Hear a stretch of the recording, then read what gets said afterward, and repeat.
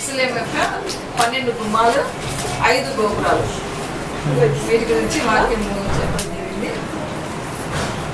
యెరూషలేము చుట్టూ ఒక గోడ కట్టింది కదా, అందరూ తెలుసు అనుకుంటా. పెద్ద మాల్ ఉంటుంది యెరూషలేము. అది దాదాపు 60 feet అబౌవ్ ఉంటుంది. 100 feet వరకు కూడా ఉండొచ్చు మాల్. అంత పెద్ద మాల్ ఉంటుంది. అయితే ఫస్ట్ దేవుడు యెరూషలేము గోడ కట్టించిన తర్వాత మళ్ళీ దాన్ని పడగొట్టిన తర్వాత నెహెమ్యా కాలంలో తిరిగి నెహెమ్యా కట్టిస్తాడు అనమాట గోడ. దేవుడికి నెహెమ్యాకు ప్రేరేపణ కలగజేసి నెహెమ్యా ద్వారా రీబిల్డ్ చేస్తారు గోడ అంతా. అయితే ఈ గోడ చుట్టూ 12 గుమ్మాలు ఉంటాయి. యెరూషలేము సిటీ లోపల ఉంటుంది.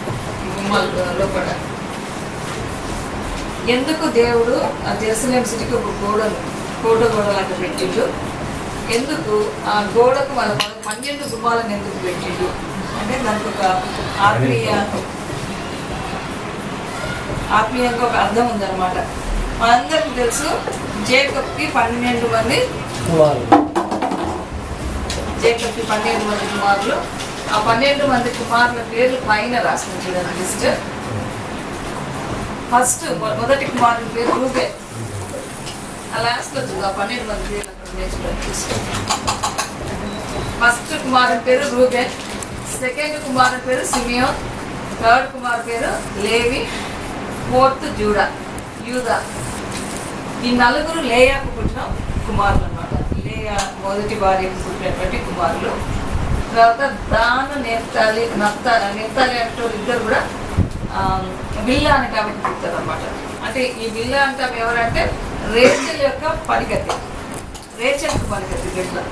So 5th and 6th children అంటే బిల్లాకు పుట్టారు. తర్వాత గాద్ అండ్ అషర్ అంటే వాళ్ళు ఇద్దరు జిల్ఫాకు పుట్టారు. జిల్ఫా ఏమో లే పని ఆమె లే పనిగతి.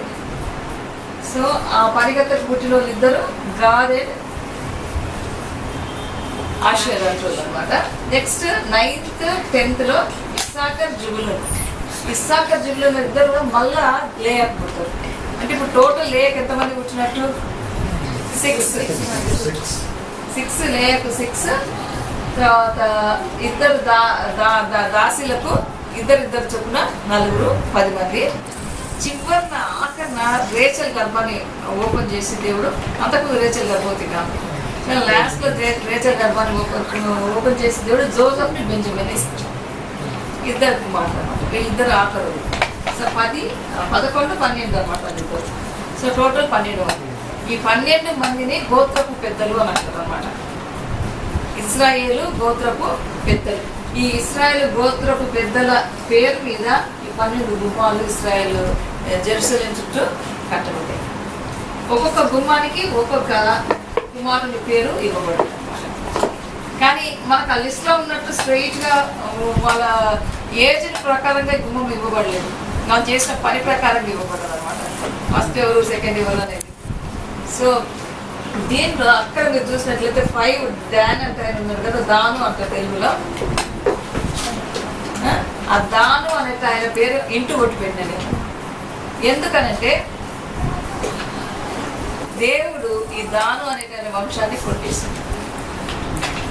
కారణం ఏంటంటే జోసెఫ్ నీ గుంతలు వేసి కొట్టేసి చంపినమని చెప్పి మేక రక్తంలో బట్టలు తీసుకుపోయి చూపించి వాళ్ళ ఆయనకు చనిపోయిన జోసెఫ్ గురించి ఎవరైతే చెప్తారో అంటే అందరూ అన్నలు కలిసి చేస్తారు. కానీ దానికి మెయిన్ ప్లాన్ చేసినవాడు దాను అనమాట.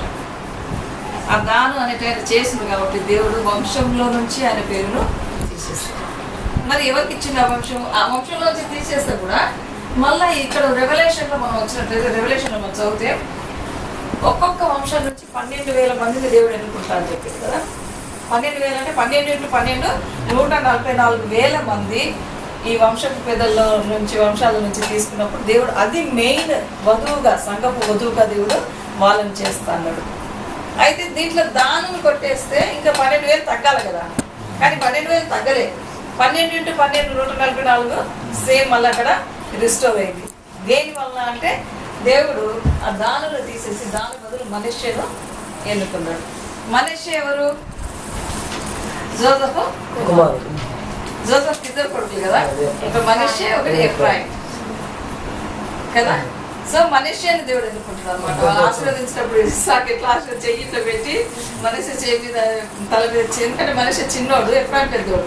ఎఫ్రాయింకి ఆశీర్వాదాలు రావాలా, కానీ ఆశీర్వాదాలు ఏం చేస్తున్నారంటే ఉల్టా చేయి పెట్టి ఇట్లా ఆశీర్వదించినప్పుడు మనిషి వెళ్ళిపోతాయి అనమాట ఆశీర్వాదాలు ఇస్సాకు ద్వారా, తాత ద్వారా. ఇస్సాకు కొడుకు యాకోబు కుమారుల్లో 11వ కుమారుడు జోసెఫ్కి ఇద్దరు కొడుకులు ఒకడు మనష్షే, ఎఫ్రాయిం. అయితే దేవుడు మనష్షే గోత్రాన్ని ఎన్నుకున్నందుకు ఈ దాను గోత్రం కొట్టివేయబడ్డా కూడా మనష్షే గోత్రం ఇక్కడ రిస్టోర్ అయింది కాబట్టి మొత్తము 12 మంది అవుతారు. చూడండి, యూదా, రూబేన్, గాద్, అషర్, నెఫ్తాలి, మనష్షే, సిమియోన్, లేవి, ఇశ్శాఖర్, జెబులోన్, జోసెఫ్ అండ్ బెంజమిన్. మళ్ళీ ఇక్కడ జోసెఫ్ వంశంలో జోసెఫ్ అనే పేరు మళ్ళీ వచ్చింది. అంటే మనష్షేకి ఇక్కడ వచ్చేసాక మళ్ళీ జోసెఫ్ ఎందుకు ఉందనంటే జోసెఫ్ ఎఫ్రాయిం కూడా ఉన్నాడు కదా, ఎఫ్రాయిం వంశస్థులు జోసెఫ్ కిందికి వస్తారు అన్నమాట. అంటే జోసెఫ్ నుంచి వచ్చిన ఇద్దరిని కూడా దేవుడు ఎన్నుకున్నాడు, మనష్షేని ఎన్నుకున్నాడు, ఎఫ్రాయిం కూడా ఎన్నుకున్నాడు. అట్లా మళ్ళీ 12 గోత్రాలు లిస్ట్. అయితే ఇక్కడ ఈ లిస్ట్ చూస్తే ఈ లిస్ట్ ఏంటంటే ఇక్కడ గుమ్మాల పేర్లు అనమాట. ఇవన్నీ ఒక రాపు ఉన్నాయి కదా, ఇక్కడికి వస్తాయి వాటి సీరియల్ ఇది లిస్ట్ లేదు, వేరే ఉంది. ఇక్కడ గుమ్మాలను చూస్తే మళ్ళీ ఇక్కడ వేరే ఉన్నాయి అనమాట. ఇవేమో రెవల్యూషన్ లో మనకు కనబడే పేర్ల యొక్క సంఖ్య, ఇదేమో కింద గుమ్మాలు ఇప్పుడు యెరూషలేము రోడ్లకి గుమ్మాలు ఇవ్వబడ్డ పేర్లు అన్నమాట. సో ఈ పిక్చర్ మీ అందరికీ తెలుసు. ఫస్ట్ గుమ్మం పేరు ఏంటంటే దమస్కు గేటు అన్నమాట. ఈ దమస్కు గేటులో షీప్ గేట్ అని కూడా పిలుస్తారు. లాస్ట్ టైం నేను షీప్ గేట్ అని మాత్రమే మీకు చెప్పాను, గొర్రెల గుమ్మం అని. ఈ గొర్రెల గుమ్మంని దమస్కు గేట్ అని కూడా అంటారు. ఇది ఫస్ట్ గుమ్మం. ఇది ఎవరి పేరు మీద ఉందంటే రూబేన్ పేరు మీద ఉంది. ఈ గేటుకు సమీపంలో గార్డెన్ టోమ్ ఉంది. ఆ గార్డెన్ టోమ్ లో ఏం జరిగింది ఎవరికి తెలుసు? ఎవరైనా చెప్తే చెప్పండి, నాకు తెలుసు చెప్పండి. గార్డెన్ టోమ్ ఎక్కడ ఉంటుంది? ఇవన్నీ మనకు కంట వచ్చి ఉండాలి, మనం బాగా తెలుసుకోవాలి. గార్డెన్ టోమ్ గొల్గొతా దగ్గర ఉంటుంది. గొల్గొతా దగ్గర జీసస్ క్రూసిఫై అవుతుంది కదా. క్రూసిఫై అయిన తర్వాత గార్డెన్ టోమ్ లో జీసస్ కి సమాధి చేస్తారు. అంటే కిందనే కొండ ఇట్లా పైకి ఉంటే కిందికి గార్డెన్ టోమ్ ఉంటుంది, అక్కడ సమాధి చేస్తారు. ఆ గార్డెన్ టోమ్ స్థలం ఎక్కడుంది? రూబేన్ గేట్ దగ్గర, షీప్ గేట్ దగ్గర ఉంటుంది అన్నమాట. అంటే షీప్ గేట్ గార్డెన్ టోమ్ కి దారి అన్నమాట. జీసస్ క్రూసిఫై అయిన స్థలానికి గొల్గొతాకు garden tomb. Second gate fish gate. ఇక్కడ ఈ గేట్ ని ఇప్పుడు మౌంట్ క్యారమెల్ గేట్ అని కూడా అంటారు, లేకపోతే మౌంటైన్ గేట్ అంటారు. అయితే ఈ ఫిష్ గేట్ ఎవరికి సంబంధించి? యూదా గోత్రపు సింహం అని యూదాకు సంబంధించింది ఫిష్ గేట్.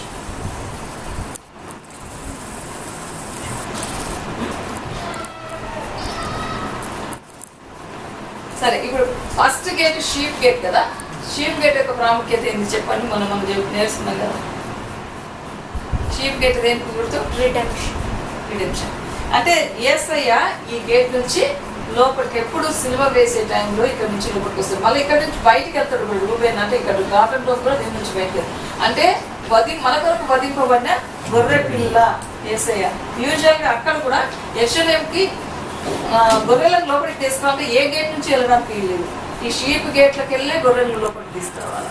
దేవునికి అర్పణగా అర్పించడానికి ప్రతి గొర్రె. యేసయ్య కూడా దేవునికి అర్పణగా అర్పింపబడ్డాడు కదా. ఈ గేట్ గుండెనే లోపలికి వస్తుంది అన్నమాట. అయితే ఇక్కడ ఆల్రెడీ దేవుడు వధింపబడి ఉన్నాడు మన కొరకు, ఆయన రక్తం సిద్ధంగా ఉంది. అయితే మనకేం సంబంధం దాంతో అంటే షీప్ గేట్ దగ్గర మన జీవితంలో ఈ మొత్తం గేట్లన్నీ కూడా ఒక సాల్వేషన్ ప్లాన్ ఏర్పాటు చేసి పెట్టిండు అన్నమాట దేవుడు. ఇది ఒక డివైన్ ప్లాన్.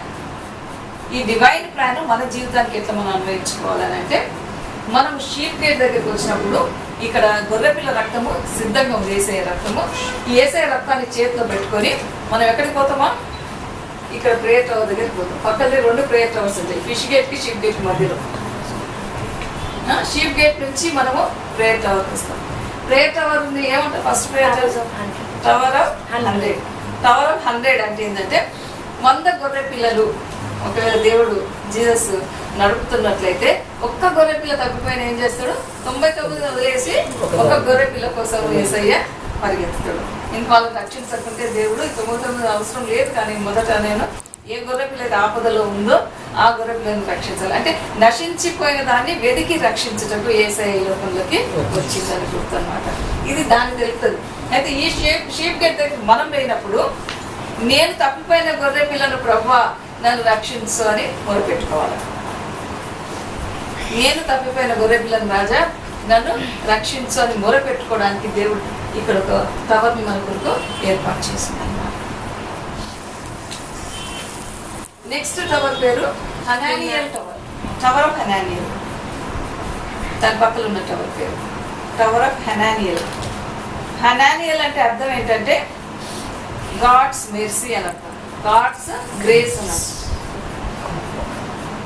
నేను తప్పిపోయిన గొర్రె పిల్లను ప్రభావాన్ని నువ్వు ఇక్కడ ప్రార్థన చేసినప్పుడు, నన్ను రక్షించు అని ప్రార్థన చేసినప్పుడు, ఆ ప్రార్థన అయిపోయిన తర్వాత నెక్స్ట్ టవర్కి వచ్చినప్పుడు నీ కృప నాకు కావాలి, నీ కృప నాకు కావాలి, నీ కృప వల్ల నేను రక్షింపబడతా అని చెప్పి మళ్ళీ దేవుని దగ్గరికి వచ్చి మనము ప్రేయర్ చేయాలి. ప్రేయర్ చేసినప్పుడు దేవుడు మన ప్రార్థనను తృణీకరిస్తాడా లేకుంటే అంగీకరిస్తాడా? తప్పనిసరిగా తన దగ్గరికి వచ్చిన ఏ బిడ్డను కూడా దేవుడు తృణీకరించాడు, అంగీకరిస్తాడు. కాబట్టి ఈ టవర్ దగ్గరికి మనం వచ్చిన ప్రార్థన చేసినప్పుడు దేవుడు ఏం చేస్తాడంటే నెక్స్ట్ గేట్ దగ్గరికి మనల్ని నడుస్తుంది. నా కృప మీకు వెంబడి ఉంటుంది, మీరు వెళ్ళండి అంటాడు. సో మన జీవితంలో నెక్స్ట్ స్టెప్ ఏంటంటే ఫిష్ గేట్ దగ్గరికి రావడం. ఫిష్ అనంటే అర్థం ఏంటి? పరిశుద్ధాత్మ. ఏ క్యాథలిక్ చర్చిలో చూడండి ఫిష్ తప్పకుండా ఉంటుంది. ఎందుకు అని అంటే పరిశుద్ధాత్మకు గుర్తు.